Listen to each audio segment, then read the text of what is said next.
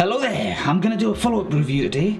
I have spent a good deal of the day just testing various different colouring in pencil sets I've had.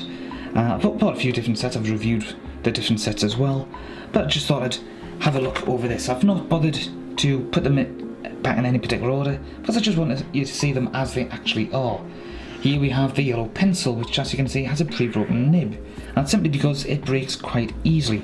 The eagle-eyed amongst you will probably notice around about here, there are quite a few broken nibs here. I've just left them as they are because I can't be bothered with them. Yeah, again, same problem there.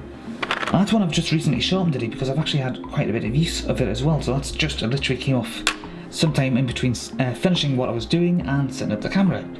But wonderful.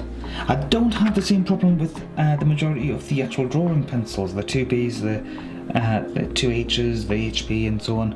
They all work quite nicely, they don't break anywhere near as much, as you can probably tell by the sheer condition that they're in. We do, however, have a problem with the charcoal versions.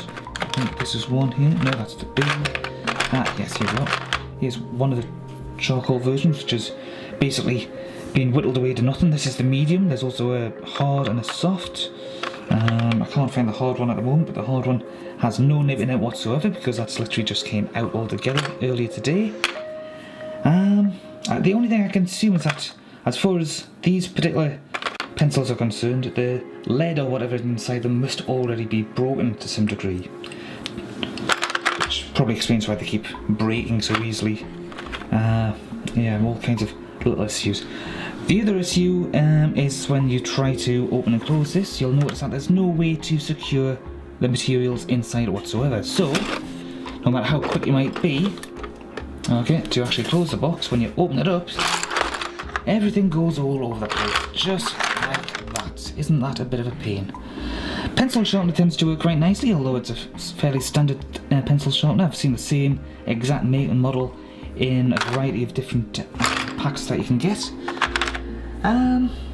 So yeah, the long story short, the drawing pencils are good, the colouring pencils are a bit rubbish, they tend to break too much. As far as the actual quality of colouring is concerned, well, here's something I prepared earlier. Literally just drawn today. I don't pretend to be a good artist, I'm still relearning. I used to draw a lot as a kid, I don't draw that much nowadays as an adult.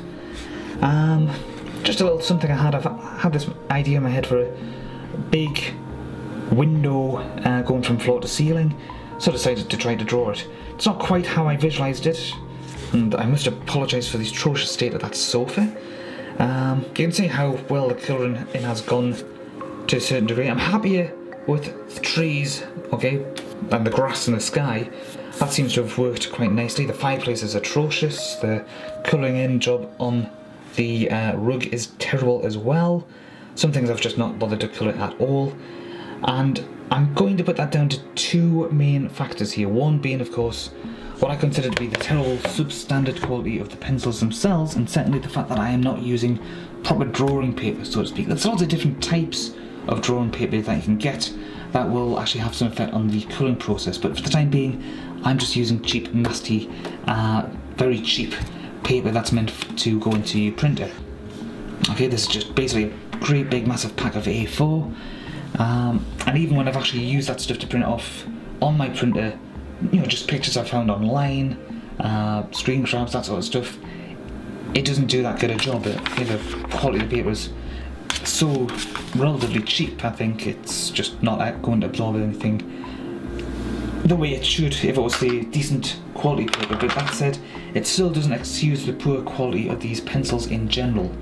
Okay, any fault of theirs is probably only going to just be increased a bit by the cheap paper I'm using. I'm not going to use good paper until I actually get good at drawing. When I get good at drawing, then I'll start using good quality paper and start doing something else altogether. But we shall see. That's my recommendation. So if you see this kind of kit, you might be interested in more for the box and the drawing pencils, but you're not going to get much use out of the colouring pencils, I'm sorry to say.